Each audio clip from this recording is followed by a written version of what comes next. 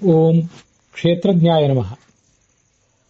16ನೇ ನಾಮ ವಿಷ್ಣು ಸಹಸ್ರನಾಮ ಸ್ತೋತ್ರದಲ್ಲಿ ಮತ್ತೆ 16ನೇ ಬೃಹತಿ ಮಂತ್ರ ಇವೆರಡರ ವ್ಯಾಖ್ಯಾನವನ್ನು ಭಗವಂತರಾಯರು ಹೇಗೆ ಹೇಳ್ತಾರೆ ಅನ್ನೋದನ್ನ ನೋಡೋಣ.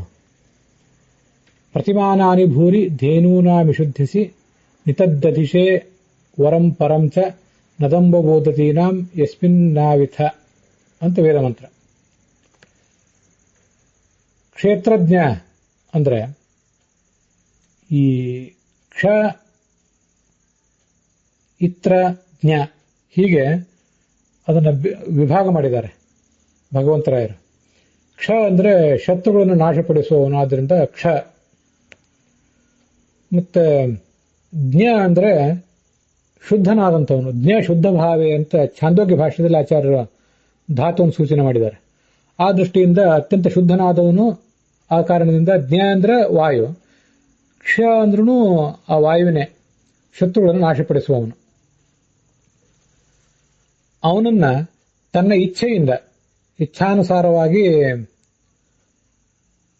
ತ್ರಾಯತೆ ಕಾಪಾಡುವವನು ಇತ್ರಜ್ಞ ಅಂತ ಹೀಗೆ ಶಬ್ದ ನಿಷ್ಪನ್ನ ಆಗಿದೆ. ಕ್ಷ ಪ್ಲಸ್ ಇತ್ರಜ್ಞ ಕ್ಷೇತ್ರಜ್ಞ. ತುಂಬಾ ವಿಚಿತ್ರವಾದ ಶಬ್ದ ಇದು. ಇತ್ರಜ್ಞ ಅಂತ ಆಗಿದೆಯಲ್ಲ, ಜ್ಞ ಅಂದ್ರೆ ವಾಯು, ಜ್ಞ ಇತ್ರ ಅಂತ ಆಗಬೇಕಾಗಿತ್ತದು. ಕರ್ಮಕರ, ಕರ್ಮವನ್ನು ಮಾಡುತ್ತಾನೆ, ಇದೊಂದು ಉದಾಹರಣೆ ಹೇಳ್ತಿದ್ದಾನೆ. ಕರ್ಮ ಕರೋತೀತಿ ಕರ್ಮಕರಹ ಅಂತ ಆಗಬೇಕು, ಕರ್ಮವನ್ನು ಮಾಡುತ್ತಾನೆ ಅನ್ನೋ ಅರ್ಥದಲ್ಲಿ. ಕರಕರ್ಮ ಅಂತ ಆಗೋದಿಲ್ಲ.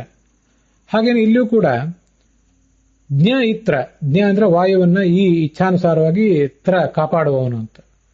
ಆದರೆ ಇಂಥ ಪೂರ್ವಾಪರ ವ್ಯತ್ಯಾಸ ಆಗುವುದೆಲ್ಲ ವೇದದಲ್ಲಿ ಸಹಜ ಅಂತ ಹೇಳ್ತಾರೆ ಭಗವಂತರಾಯರು. ಕ್ಷ ಅನ್ನುವುದು ವಾಯುವಿಗೆ ವಾಚಕ ಅಂತ ಹೇಳಿದೆ. ವಾಯುವಿಗೆ ವಾಚಕ ಅಲ್ಲ ಅಂತಲ್ಲ, ಇಲ್ಲಿ ಅದು ಭಗವಂತನಿಗೆ ವಾಚಕ. ಕ್ಷ ಅಂದ್ರೆ ಶತ್ರುವನ್ನು ನಾಶಪಡಿಸುವ ಈ ಭಗವಂತ ಈ ಇಚ್ಛಾನುಸಾರವಾಗಿ ತ್ರ ಕಾಪಾಡ್ತಾನೆ. ಯಾರನ್ನ ಅಂದ್ರೆ ಜ್ಞ ಅಂದ್ರೆ ಶುದ್ಧನಾದ ವಾಯುವನ್ನ. ಈ ಕಾರಣದಿಂದಾಗಿ ಕ್ಷಶ್ಚಾಸೌ ಇತ್ರಜ್ಞಶ್ಚ ಇತಿ ಕ್ಷೇತ್ರಜ್ಞ. ಜ್ಞ ಅಂದರೂ ಶುದ್ಧವಾದದ್ದು, ಶುದ್ಧವಾದಂತಹ ಗುಣಗಳಿಗೆ ಈತ ಆಶ್ರಯ. ಕ್ಷೇತ್ರ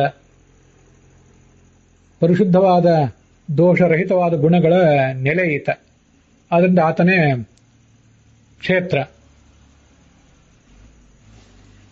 ಹೀಗೆ ಕ್ಷೇತ್ರಜ್ಞ ಅಂತಂದ್ರೆ ಗುಣಪೂರ್ಣನಾದವನು ಅಂತ ಅರ್ಥ.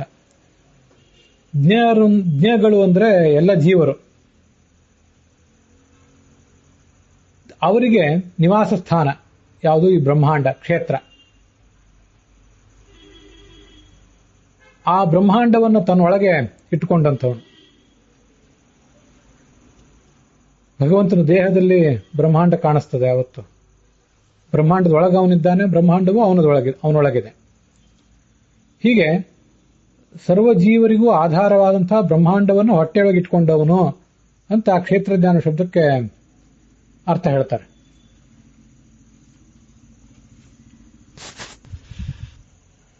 ಭಗವಂತರಾಯರು ಆ ನಾಮಕ್ಕೂ ಆ ವೇದವಾಕ್ಯಕ್ಕೂ ಇರೋ ಸಂಬಂಧವನ್ನು ಸ್ಪಷ್ಟೀಕರಿಸಿಲ್ಲ. ಆದ್ರಿಂದ ಇದನ್ನ ಅರ್ಥ ಮಾಡಿಕೊಳ್ಳುವಂಥವ್ರು ನಾವೇ ಊಹಿಸಬೇಕಾಗಿದೆ.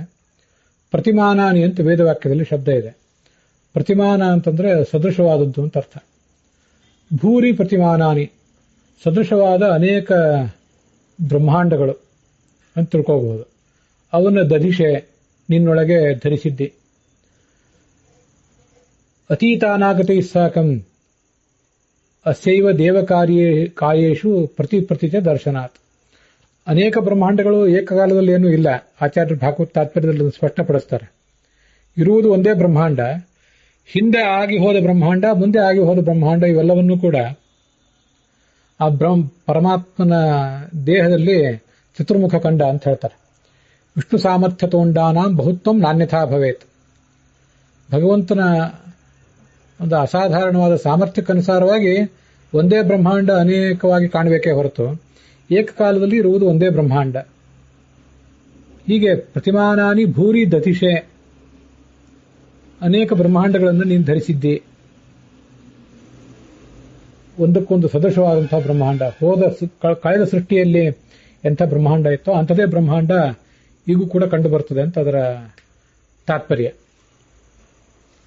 ಹೀಗೆ ಯಸ್ಮಿನ್ ಯಾವ ಬ್ರಹ್ಮಾಂಡದಲ್ಲಿ ನೀನಿದ್ದಿ ಆವಿಥ ನೀನು ಅದರೊಳಗಿದ್ದಿ, ಬ್ರಹ್ಮಾಂಡವೂ ನಿನ್ನೊಳಗಿದೆ ಅಂತ ವೇದವಾಕ್ಯ ಹೇಳ್ತದೆ ಅಂತ ಕಾಣಿಸ್ತದೆ. ಅದೇ ಅರ್ಥವನ್ನೇ ಕ್ಷೇತ್ರಜ್ಞ ಅನ್ನುವ ನಾಮವು ಕೂಡ ಸಂಕ್ಷಿಪ್ತವಾಗಿ ವಿವರಿಸಿದೆ. ಇದಿಷ್ಟು ಭಗವಂತರಾಯರ ವ್ಯಾಖ್ಯಾನ.